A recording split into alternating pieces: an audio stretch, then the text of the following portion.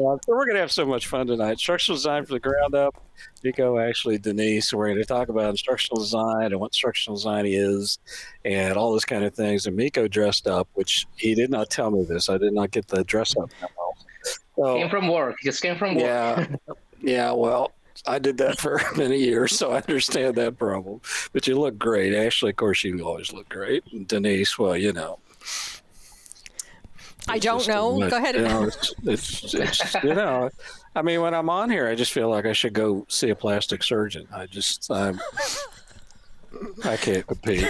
So we're going to have fun tonight. Lots of stuff on the channel. If you've been ignoring us, we'll find you. But besides that, we're up over 80 videos now. And if you haven't seen some of them, we got some really good stuff in there, especially with this crew that's with us tonight. So spend some time, run down through, find the videos, because some of them kind of hide on the channel depending on how you get it set up. So look for some of the more recent ones, and I think you'll enjoy your time with us. But Miko, you're going to take it tonight and run with it, and we're going to be so proud, as we always are. But if you're a new instructional designer, if you're just kind of sticking your nose in here because you're a subject matter expert, you manage training or education or anything else, and you're trying to sniff around, see what this is all about, this is the perfect time for you to listen and take notes and ask questions and comments, because we've got them live up here. So anybody jumps in, we will be happy to talk to you about this stuff. So my friend Miko, please. Well, thank you, Chuck, Dennise. I appreciate it.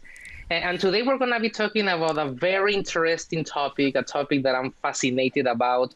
And it's about the role for instructional designers today, how much the role has evolved, and the direction where we are headed. So again, we're going to be talking about some of the insights that I have learned in my career that started in 2006. Cannot believe that long ago. And after that, I want to know your thoughts. And if you have any questions in the audience, let us know. So let's go to the next slide and get started. So one thing that I always start this kind of conversation with is that I have yet to see that disruptive, or I bring this new perspective to instructional design. I have yet to see that working. And it doesn't mean that we don't welcome people from other fields or that we ignore knowledge or other disciplines. Quite the opposite. Instructional design is one of those that you can come from any field, and that's great, because at some moments you might have to design instruction for that very particular field, and that will give you an edge. So the problem is not that you necessarily have to come from the degrees in instructional design, but there is a body of knowledge, there is a preparation that you need to go through. There are some fundamentals that they really don't change. You can add, you can customize, but the basics and the fundamentals are there. In my experience in higher education, which has been most of my career, and I stand by my quote here, I'm not gonna name specifics, obviously I don't wanna get in trouble, but I have yet to see those people like, oh, I bring a new perspective to instructional design and disruptive. I have to yet see that working. What this creates is lots of confusion.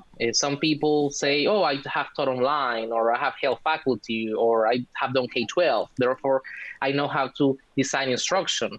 And I always say, well, I prepare my lunch every day. I cook a lot. That doesn't make me a chef. Will I get a job at a Michelin 5-star restaurant? I don't think so, just because I cook my meals. So the same is true to instructional design. And that takes me to my next slide. The first thing that every instructional designer or somebody who wants to do instructional design needs to know is preparation. It doesn't mean that you necessarily need to have a PhD in instructional design, but there is a body of knowledge. There are some fundamentals that you need to master to do this job well. Otherwise, this is not going to work out. And I know for a fact, because I have seen that fail so many times.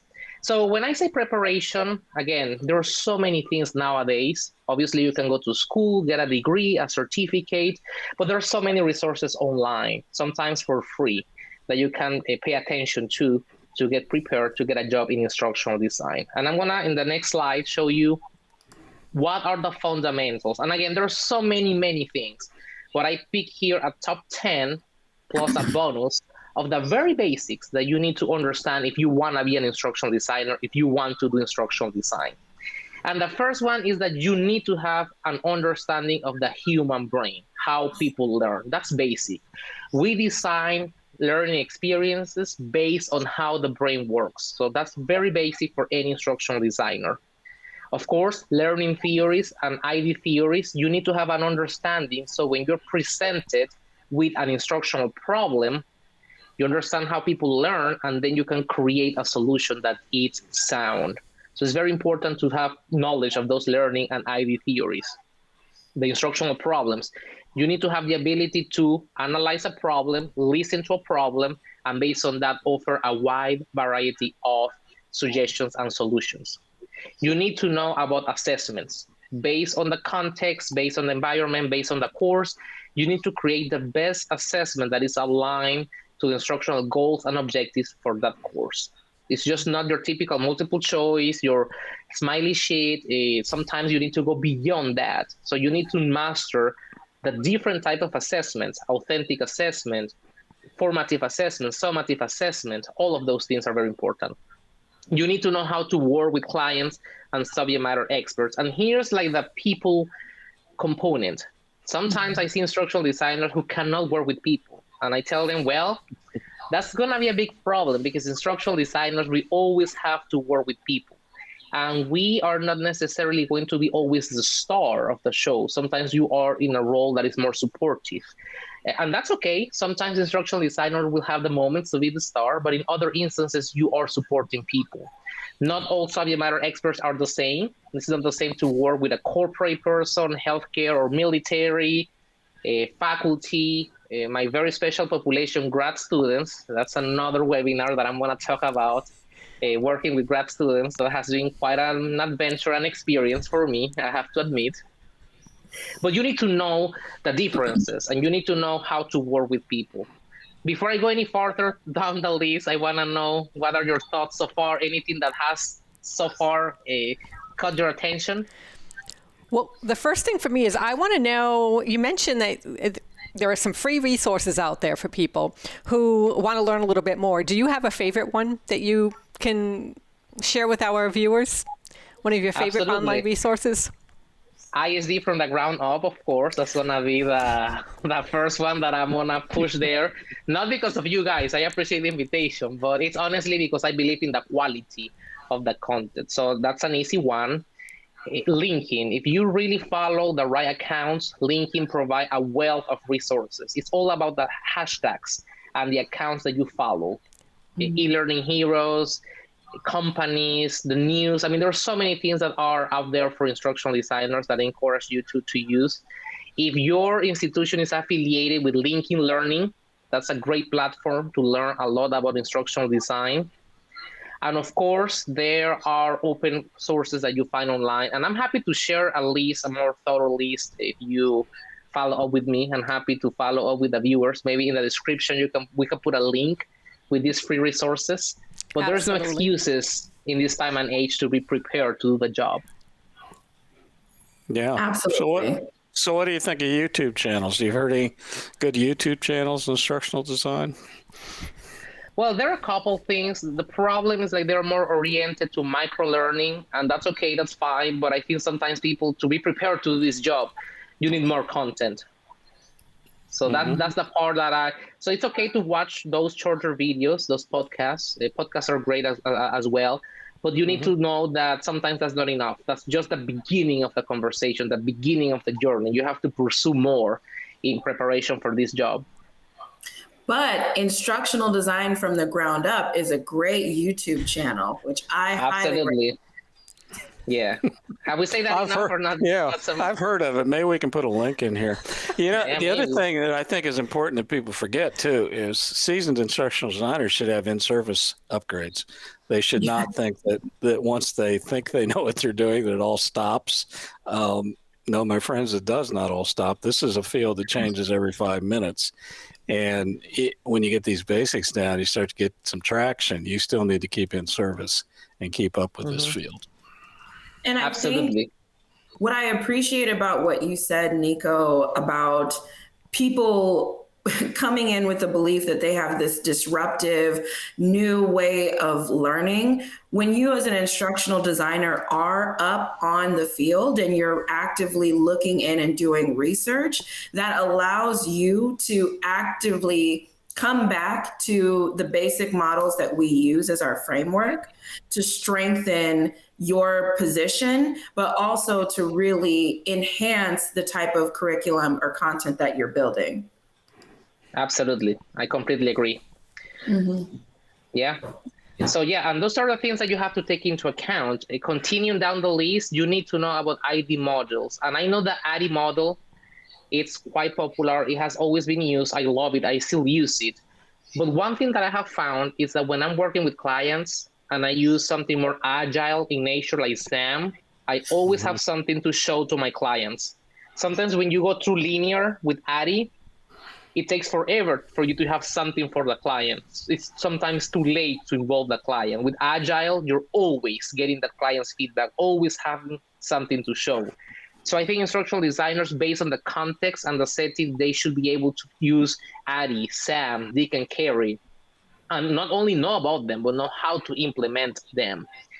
Analysis, even though you might not think about it, being able to look at a large number of data, a lot of data, interpret the data, understanding the learning, evaluations. You need to interpret those and use that to customize instruction, to refine instruction, to evaluate the instruction. So the analysis, sometimes people will come to you with a problem, and early on, you should be able to determine if it's an instructional problem or not. But sometimes it's not about the training or the learning at all. It's motivation, it's lack of engagement, it's lack of technology. So going through an instructional intervention is pointless. So a good instructional designer should always be able to know when it's in fact an instructional problem. Technology, and when I say technology, this is probably where the field has changed the most, because at the beginning of the field, we didn't have the technologies that we have now. And technology should never replace what we know about the human brain on how to design instruction. Technology is a very important factor. It can influence in some ways learning, but it's not everything. And one time, if you decide that, hey, this technology is not going to work out, or you don't have the resources for technology, if you have a very strong instructional design background, you always find a suitable solution. And I'm going to give you an example, a very specific one. I'm a big fan of storyline to develop online content. But sometimes you don't have the sustainability. You don't have the funds to keep running storyline. You don't have the resources to train faculty. You don't have the resources to get the tool. But there are many self-paced models that you can build in PowerPoint. If you know how to insert buttons and hyperlink, you can create some sort of program instruction pathways with PowerPoint. Simple, easy to use, very cheap. The key element there is that as an instructional designer, I know how to design those instructions. The technology can change, and we have to be prepared for that, because the technology that we are using today is not going to be the same technology that we're going to be using in 10 years. But the fundamentals, they're going to remain the same. So yes, technology is not everything, and you have to be prepared to those changes in technology. The latest trends, same principle. You need to be aware of them, but don't become a groupie right away, because we always have this new thing that says, oh, I'm going to revolutionize the field. Now everybody talks about micro-learning to the point that some people believe that if the video it's longer than a minute, nobody can learn. That's not true. The human brain doesn't work like that. And I said in a previous conversation, people are willing to sit down in a soccer match. People are willing to sit down and watch a movie for hours. So people have the ability to have an increased span of attention. The problem and the challenge is when the content is not engaging. So as a learner, we have to pay attention to that for them. And as an instructional designer, you have to customize instruction in a way that, yes, you use the trend when appropriate, but you just don't use them because it's the trendy thing nowadays. Accessibility and universal design is not optional. Sometimes people believe that that's an add-on.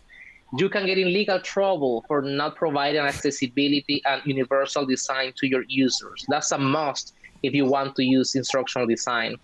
And then a bonus that I have, if you want to be a manager, director, vice president of the learning function, you need to understand the business. What are the KPIs, the metrics, how you measure success, return on investment, how do you justify value to your organization? What are the results? how the performance and the overall improvement of your company is happening because of your learning function. So that's a must if you want to do this. If you want to be a director of instructional design or learning and you have never been an instructional designer, I encourage you to at least shadow and follow an instructional designer for a while. I always believe that a good manager of something has done the job. Many people disagree, but in my experience, when you have an understanding of the job and the industry, you are always a better and more efficient leader. So spend some time understanding the industry if you want to go for a director position. So any thoughts, Oh, sorry. Like, that was amazing, Miko. Like, that's my first thought. Thank you so much for this list. What I love about what you said is really pointing out the liability that you fall under if your documents or your content is not 508 compliant. This elected official shall remain nameless. However, right before Christmas break in 2019, I was told off so bad because the person above me, who was not an instructional designer, but the director of my instructional design program, decided that we didn't need to incorporate closed captioning into our ethics training. And it was one of those things where, of course, one of the most senior members of the U.S. House of Representatives has a senior legal counsel who is hearing impaired. And it was, if you've ever been told off by someone in a seat of power, it's one of those things you don't come back from. So that was the moment where I really took the time to, dig my heels in and find all the research I could to validate why this was important. So I love that you did that. That's really, really crucial. Yeah, thank you. And again, the problem, and I'm going to be very respectful of everyone, is that this is not different than architecture or medicine. You don't allow somebody with a medicine degree practicing medicine. You don't do that. Or with architecture. Instructional design, is true that we don't cure cancer, but we are too casual, allowing people in the field, pretending that we can do the job. As I said, we welcome everyone. We're very happy when we have new people into the field, and we're very supportive of people from other disciplines. But again, there is a body of knowledge. There are some experiences that you need to master before doing this job effectively. And if people debate and they want to get the easy way out, all they're doing is harm to the field, because then when you work with people see, oh, I don't see value in this. What is these people helping me? I can do that myself. And I think that's why lots of people think this is easy, because we have lots of people not knowing how to do instructional design, helping people to design instruction. Mm-hmm. And Tamara brings up a great point that I was going to bring up too. PowerPoint is a great tool, and I agree. One of the greatest things that I just heard you say that really made me happy was that a lack of technology should not be an obstacle to creating great design. Absolutely. So absolutely, yeah. Mm-hmm. Great. Well, and again, this is just the beginning. Instructional design is a whole career, but if I had to pick, I picked 10 plus a bonus. These are the 10 that at the very least, any person who wants to start in the field, they need to know about for sure. So next slide, we can continue. So that was for preparation. The second thing in our role for an instructional designer today, and that has always been in the past, and that will be the same way in the future, we are people who listen. You have to listen to the problem. You have to listen to the person. When I meet with a faculty member, when I don't do consultations anymore, I kind of miss that part of my job. But when I was an instructional designer, I will always sit down with the faculty members and I will listen. What's going on? And I will listen to all the problems they had. And then I said, okay, what's your dream when it comes to this course? Forget about the money, forget about the training, forget if it's hard, impossible. Let's dream for a second. What's what you want to accomplish? What do you envision in this course? And I will let you know what things are realistic or not, but listening to people takes you far. And I say that because we don't have a magical universal recipe for every course. Every course is different, every discipline is different, every context is very different. It's not the same to create a training for the military or healthcare or K-12 teachers or faculty So you have to listen, and we fail at that. We don't listen enough. If you want to be a good instructional designer, you have to spend the time listening carefully, taking notes, and asking the right questions, follow up, to be able to make the right decisions for that client. Any thoughts, anything that you want to add to the listening part? Well, I think that's perfect because most of us are introverts.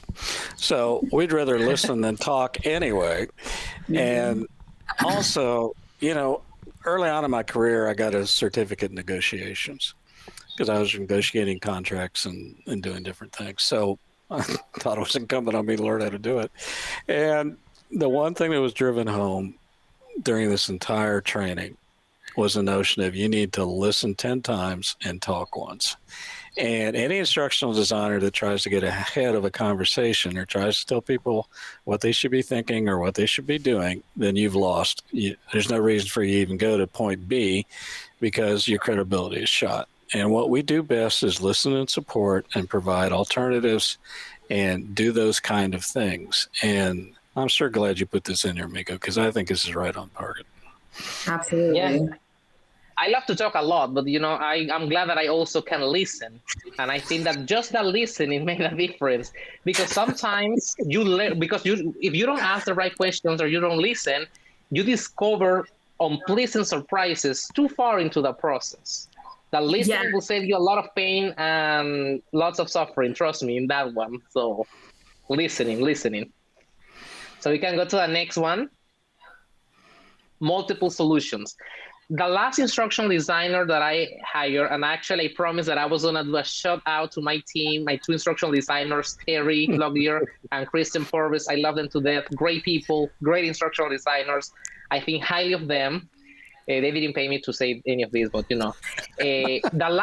when I hired Kristen, which was my last hire, part of the interview was a role play in which I play really mean faculty members. I'm not saying that faculty members are mean. I love them. They're nice. But I picked the side of the really bad guy, and I played like 10 scenarios. I changed the voice, the mannerism, everything. And I put the instructional designer candidates in the middle of these dilemmas, and they have to think fast and provide solutions. And again, that's where I know if you know your stuff. Because some people believe that there's one universal solution for everything, and that's not true. Depending on the context, depending on the factors, you have to be prepared with multiple solutions, especially because the first solution that you might have for that instructional problem might not be suitable, might not be doable. So you have to be creative and provide sometimes 2 or 3 things that the faculty member or the subject matter expert can do. So I encourage everybody that, if you're hiring or if you're a director, I do the same thing as professional development. I meet with my instructional designers every now and then, and I ask them, bring me the hardest possible instructional scenarios. I'm going to be the instructional designer. You're going to be the faculty. And they come with scenarios, and I provide answers to those. That role-playing is a really great professional development tool to foster that creative thinking with offering multiple solutions.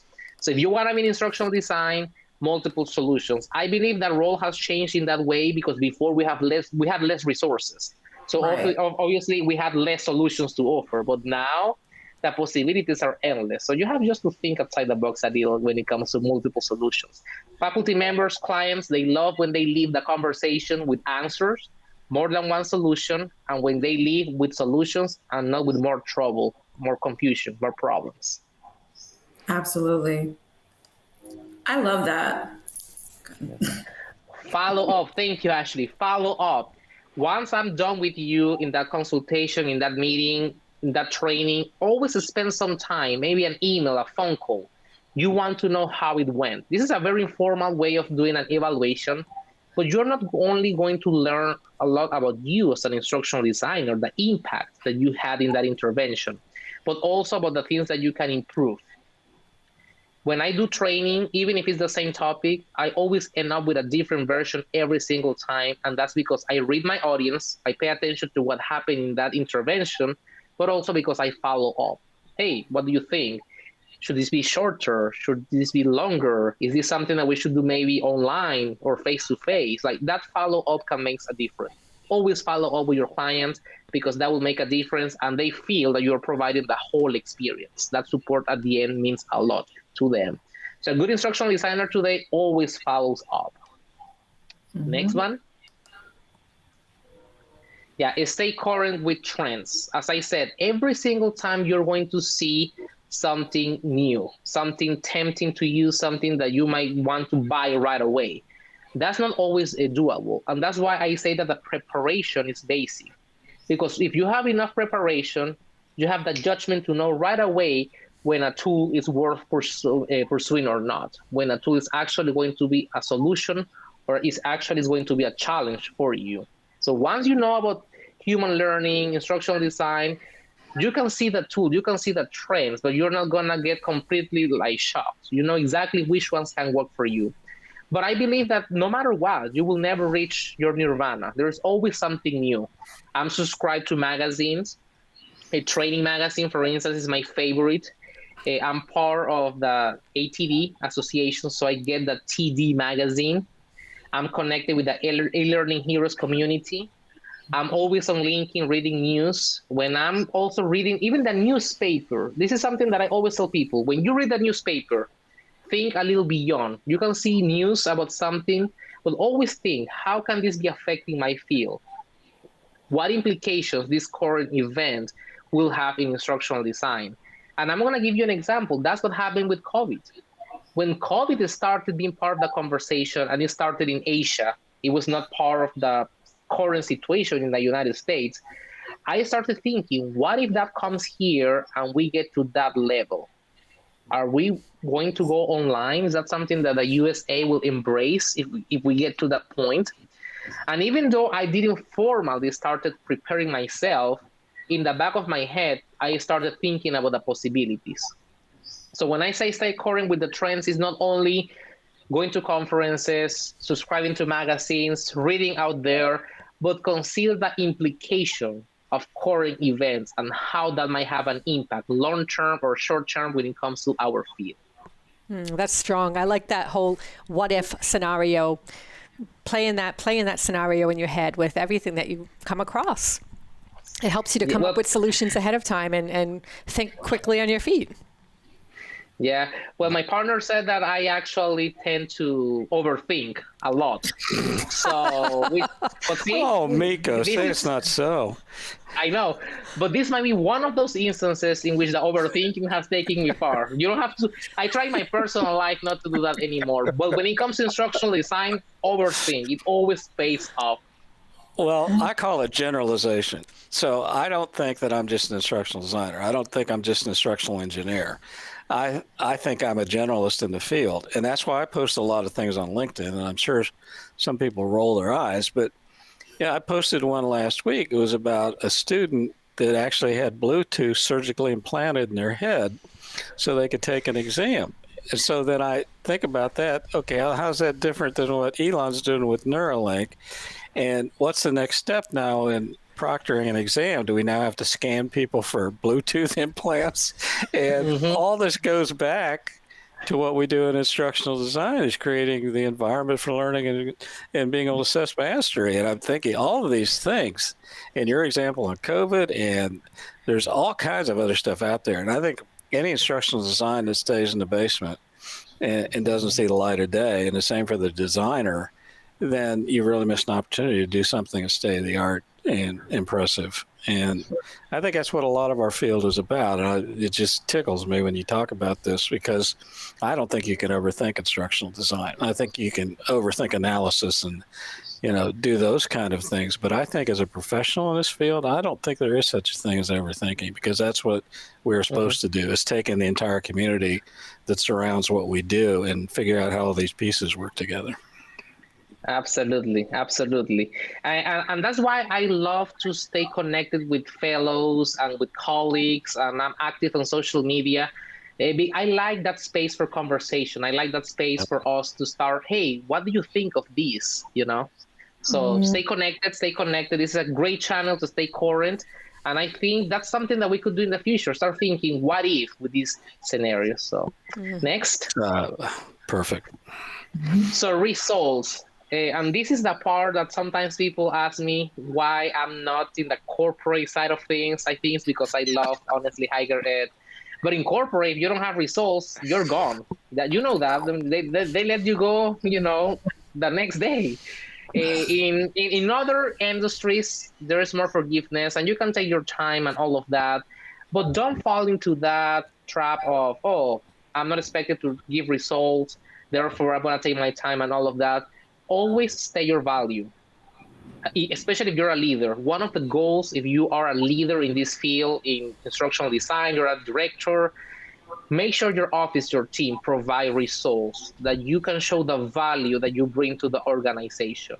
And that would look different for everybody. But what you need to start with is what success means to you for this office. And you have to have maybe that conversation with your supervisor or the organization.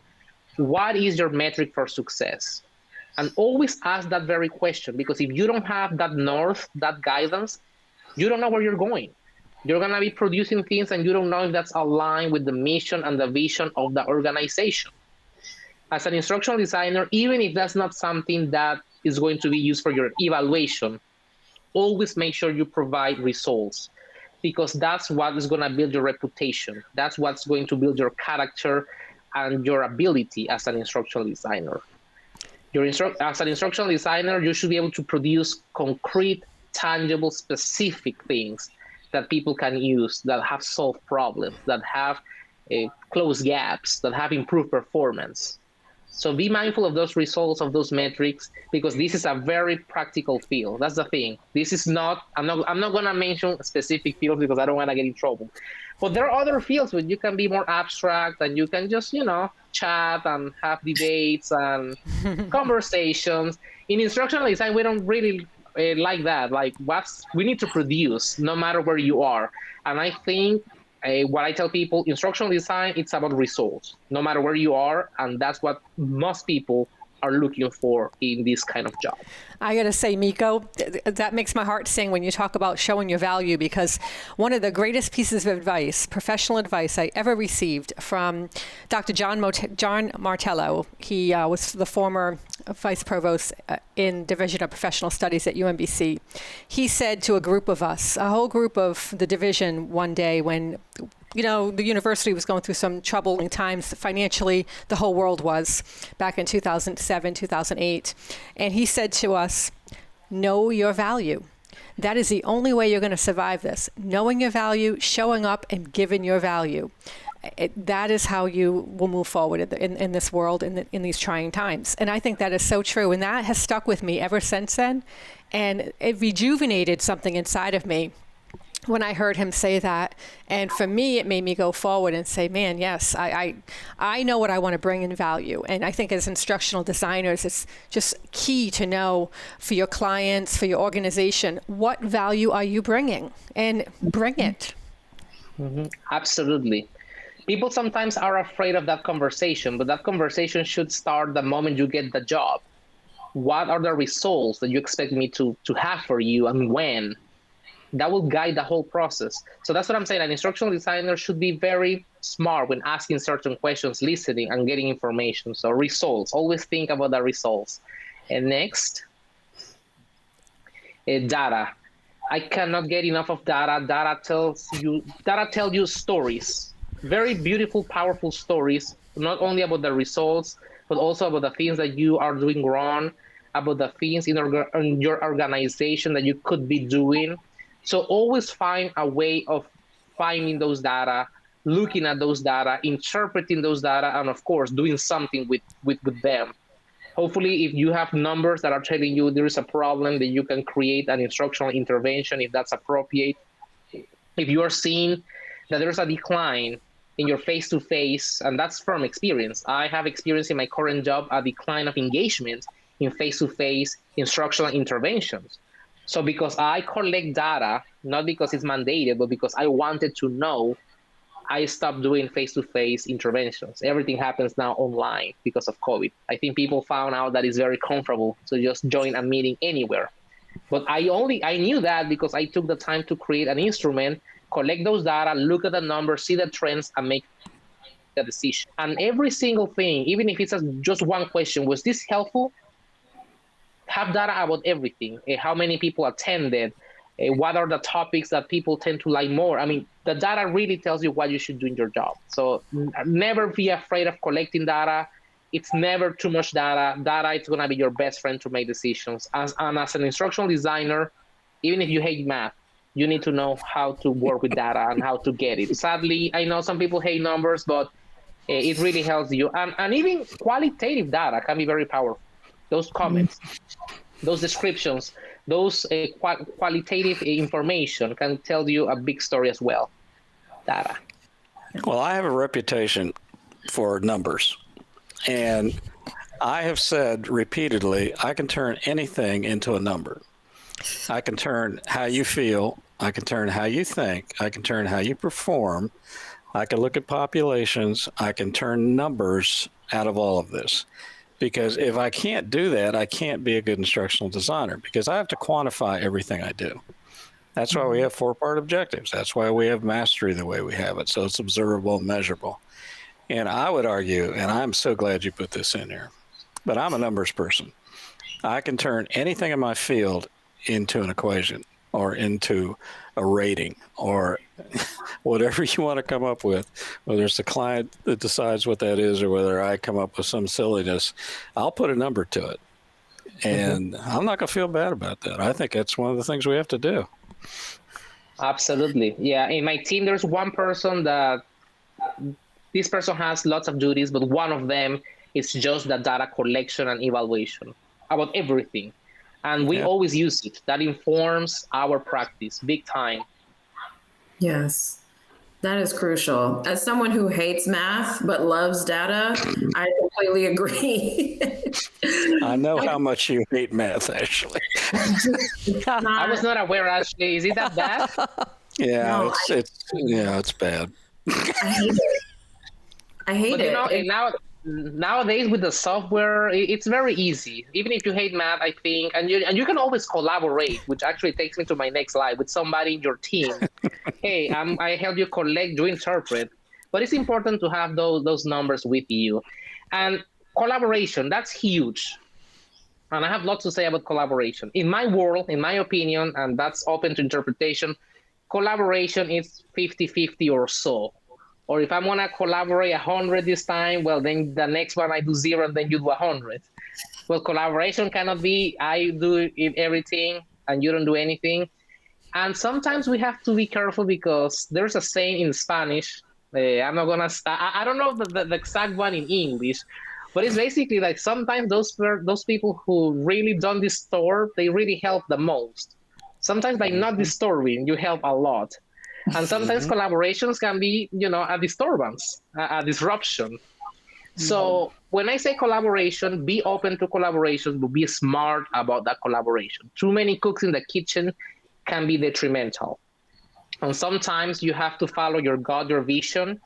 And when you have these collaborations and you see disruptions and you have the vision and you trust your instinct, if you don't listen to your inner voice, that can be a problem.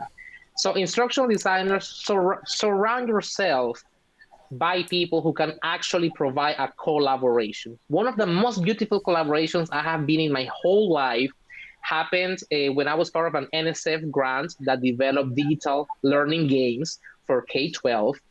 And in that team, we had instructional designers, psychologists, math experts, statisticians, people connected with software development. So everybody had a piece of the cake to bring together these games and actually the study of those games. And it was great because everybody brought something to the table and everybody had in their own areas a deep commitment for the project. So don't think that you have to do it all. Collaboration is beautiful, but you have to be smart about it. I don't want to be negative, but that's the problem. We sometimes are not smart about our collaborations. Mm-hmm. Oh. That's an understatement. I know. Right? I have learned the hard way. Yeah. Oh, I had a very good, someone who I had a great deal of respect for, and sadly he died of COVID. But during the time before that, obviously, we would sit around and talk, and we talk about relationships. And this is a relationship. whether it's professional or personal or anything else. But he would always say to me, anybody who thinks it's 50-50 is really missing the point. There'll be days when it's 99-1, and there'll be days when you're 99 and somebody else is 1, and that will flip. And anybody who goes by this notion that it's half and half is going to lead a very sad and disappointing life. There are times when each side and all the sides of these equations are going to step up, and you're going to have to pick up the slack sometimes. So I think the maturation and collaboration is the notion that you have to do what's necessary to keep this rolling. And sometimes it's more than half. Sometimes it's 99%. And Absolutely. Gene was exactly right about this. Absolutely. So some people don't like to collaborate, but as an instructional designer, you have to. Sorry, Yeah, I mean, Mona's coming in with a question about what was the final product of the collaboration. Yes, we developed digital games in iPads. So if you went to the Apple Store, K-12 students had these games for pre-algebra fractions. It was called Candy Factory. It was really funny because around that time, there was this Candy Crush game that was very popular, and everybody thought, like, oh, is that Candy Crush? I was like, no, I wouldn't be here if I was the one to develop Candy Crush, because they were making you and I fun. would be in Malibu. Yeah, Exactly. I could see an ISD commune out there.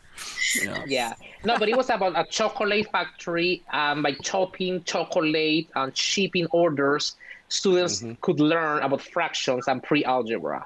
That's But clever. everybody had a role, and my role with my supervisor at the time was to take care of the instructional soundness of the game. And I think that collaboration worked out because we respected each other's expertise.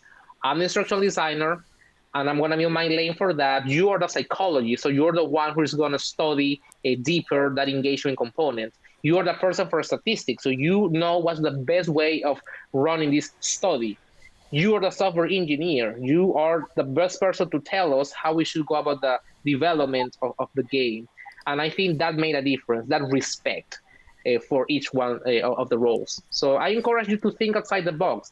Your collaboration doesn't have to be with another instructional designer. Maybe you believe that you're enough as an instructional designer, nothing wrong with that. But maybe you need a subject matter expert, or you need somebody who knows more about technology to bring a project to life. So think outside the box, and again, be smart about those collaborations. When it's well done, they last forever. I have a great collaboration. A shout out to Alicia Johnson, a great colleague. She and I, we have been collaborating in this project-based learning, subject matter expert, a combo for some courses, and we have presented at conferences, and we are reinventing the wheel every single time. We learn more and more, and I think it's because of that respect and that commitment to be devoted to the goal. So That's perfect. That's absolutely. And Mona, thank you for being here. I'm going to talk to Dennise and the rest of the crew here, but I think we're going to make you the viewer of the year. absolutely, so, Mona. Definitely. Yeah, I think you're getting the first T-shirt when we start the merch. So thank you so much for supporting us and being here with us. We really appreciate that, Mona. Thank you, Mona.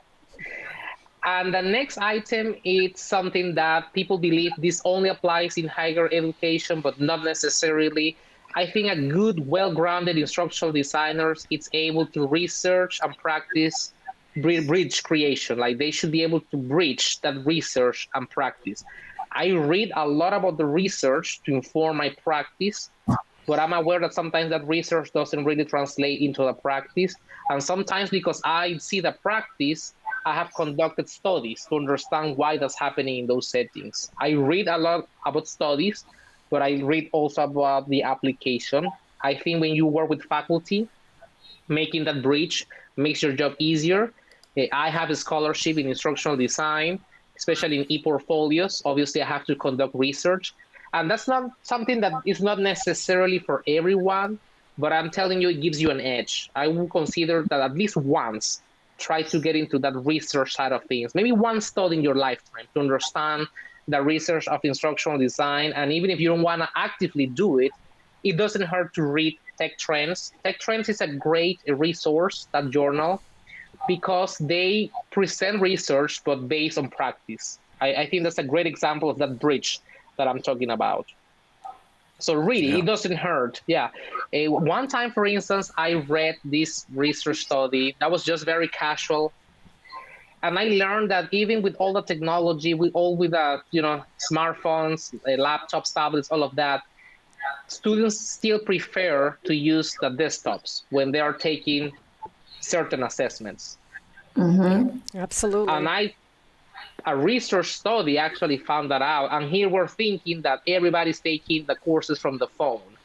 So that's why the research is important, because now that I know that, I'm going to be promoting the fact that, yes, we still need to provide to students those resources, the traditional ones, those desktops, if we want to make this effective, and that not everyone is taking courses from the cell phone. Now I know that for a fact because I pay attention to the research. This is great information.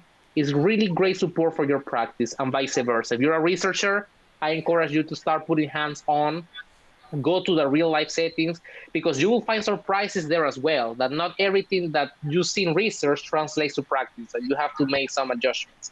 So we both help each other here, research and practice. That's perfect. And yeah, hi to David too. And also on that point, the research has been out for a long time that shows that certain age groups do not want to use smartphones for learning, that's their social interconnection. And there's a real pushback if you start distributing learning on it. I don't know if you saw that or not, Miko, but it always stuck in my head is you got to be really careful about social media and some of these other things, because a lot of people feel like that's an intrusion on their social space. Absolutely. Yes. Yeah, you're 100% right. Some people, they enjoy the use of social media, but if the grade is involved, if my learning is going to be involved, they have second thoughts about that. So yes, you have to be careful. And I think that's one of those instances where you have to take into account your population. It's okay to negotiate sometimes to see the level of comfort that they might have with certain tools. It doesn't hurt asking how they feel about using certain trends and tools. And I saved the very last one for the end. That's my last one. And this is something that you can ask my team. I say at least 10 times a day, every day. Sometimes you have to take a risk. That's definitely something that I always say. I preach by that example. To grow, not only in instructional design, but in life, sometimes you have to take a risk. And I always use an example, and I think I mentioned that in another video. There was this tutorial that I created that was like 10 years ago or so. And I remember creating the whole thing, and I had to find a video to put into the content. And, it was very late. I remember it was very late. It was nighttime. I was very sleepy. I was very tired. I had been working on that for hours. So I was surfing the internet, and I found a video that I think that even for today's standards, it's fairly scandalous. I'm not going to talk in detail about that. But that woke me up right away. I was like, Jesus. It was about academic integrity, the thing that I was creating. Yeah, it was kind of racy, raunchy probably, but that woke me up right away. And I was like, Jesus, if that woke me up, I wonder what's going to do to the audience. And I had some hesitations, honestly. I really thought about it. And I was like, well, let's see what happens. So what's the worst that could happen, right, Miko? Yeah, and it went very well. Now, looking back, what I regret is I should have probably started the whole thing with that. It was halfway there. Now, if I look back, that would have been the first thing. Because once you see that, there's no way you're going to disconnect from that experience. And I learned that in that moment, I was like, sometimes you have to make that kind of, you have to take that kind of risk. And I have taken some risks that they have not gone well. I have done training, which I have said some jokes or things that I was like, okay, I'm sorry, never again. But now I know. I think when you take the risk and you fail, at least you know that doesn't work. But you don't live with a what if. We are living in a time and age in which people have seen it almost all. So to keep that engagement, to keep that surprise factor in the audience, sometimes you have to take a risk. And I believe that means that sometimes you have to start instruction with a powerful image. Taking a risk for me means current settings, current scenarios. Sometimes I can start with some trivia or some images or some videos about something that at first seems completely unrelated, something very shocking. But then as I start going through the instruction, people see, oh, that there is a connection. But I get that shock, that attention factor at the beginning. And that's why the risk is worth taking. We sometimes can fall into this pattern of doing the same thing. Oh, here comes the Office of Online Learning, doing the same thing, the same training and all of that. And if you want to stay current, that's why you have to take the risk. Sometimes you have to create programs or sessions that push the envelope. People want more, and sometimes what you have to do is give people things that they don't even know they need or that they want. And you can only achieve that by taking a risk. I know that sometimes it's better to be in the comfort zone, but the more you take this risk, the more you know yourself, and the more you're going to be prepared to any challenge. Very few things are going to get you off guard. And with that, I wanted to close because I cannot say that enough. Not only for this, you need to actually, not only for instructional design, but for anything in life, you have to take a risk. So with that, I ended the presentation. And the last thing that I had to say is the future, because people want to know where we're heading. I talk about everything so far, the past, some things that have changed, but people want to know, so what's going to happen? And of course, I don't know for sure. I don't have the Bible here. I'm not Nostradamus. So based on my research, my experience, and what I'm seeing as trends, these are the things that I consider are the future for instructional design. Obviously, there's going to be more competition. More people are going to be claiming that they can do this. Stay true to the origins of the field. Stay true to the preparation, and stand your ground, because you will find yourself with all this preparation, having to fight for a job with somebody who has never done this, has casually done something, have no idea of instructional design, and you need to stand your ground and provide your value. So be ready for that competition from outsiders. And again, I'm not against other people doing instructional design. All I'm asking for is just have the basic preparation to do this job. It's very important. We're going to see more online, more hybrid.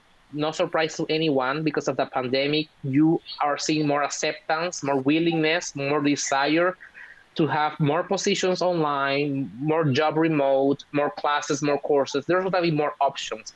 Even the professional development, the conferences, you're going to see more of online and hybrid everywhere.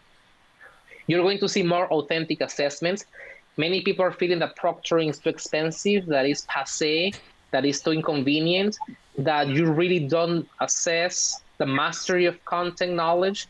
So you will see more people moving to authentic assessments. So make sure as an instructional designer, you know what an authentic assessment is and how you can design them, how they are good and well designed. Artificial intelligence, I don't even have to explain much here. You need to understand how that will affect instruction, what possibilities we have.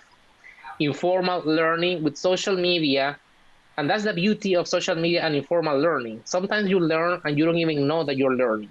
As an instructional designer, we have to prepare to leverage that information found in informal settings and how that can change learning for a human being. So we have to be prepared to use informal learning. We're going to see the appearance of instructional design in new industries. The other day I read that the Broncos, they hire an instructional designer in their team. You saw that? I saw that. Yes, I saw that. I'm like, oh, what's happening that's here? Something that, yes. So I think people are realizing the importance of learning, how much you can achieve when good learning takes place. So I think the role of the instructional designer is going to be more relevant, and you will see people like a team, a sports team, getting an instructional designer. But for that, we have to be prepared. So I still encourage you to know the fundamentals. But that's promising. That's great. The fact that you will see more relevance of this role in other industry. I think with all of the new things that we're doing, there's more room for research opportunities. I see in the future more opportunities. If you want to have a career researching instructional design, you are going to have more possibilities. I'm already seeing that. I think it's going to happen even more. And obviously, all of this translates in more jobs. One of the beautiful things about our field is that it's in demand. I don't see that going anywhere, quite the opposite, because more organizations, more schools, more higher ed institutions, more corporations are realizing that the learning is probably the most important asset in their whole organization. And because of that, they need instructional designers. So good luck to everyone. And let's get ready for the future because it's exciting for instructional designers. And with that, that's all I have. Thank you, guys. Miko, Wow, phenomenal. Fantastic. It was such a great, great presentation. That was amazing. We need more people like the three of you out there being seen and heard, and that's one reason for this channel, to try to get visibility and try to get voices out there. And it's amazing to me how much this field is not only growing, because it grows every second, but how close it is to the tipping point of being something so much more. And the thing with the Broncos, I think, is phenomenal. If they could get a quarterback too, that would be great. But maybe we have an instructional designer. You have to start somewhere. Also, if we could find a combination quarterback and instructional designer.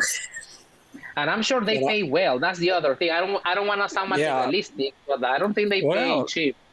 Yeah, quarterbacks make a couple $100 a game, I heard. So, I mean, that's not bad money. So, if we could get into something like that, that tells me, I mean, my radar's on. We are at the tipping point of this becoming something phenomenal. Well-known, well-accepted, well-used. And all of us that have been out here throwing bricks for the last X number of years are going to finally see our dreams come to fruition, which is a universality of thinking and not accepting of us as great people or anything else, because who cares? But the notion is that the process works, and trained professionals in the field can make anything you do better. And it's not just education and training. It's about an organization too.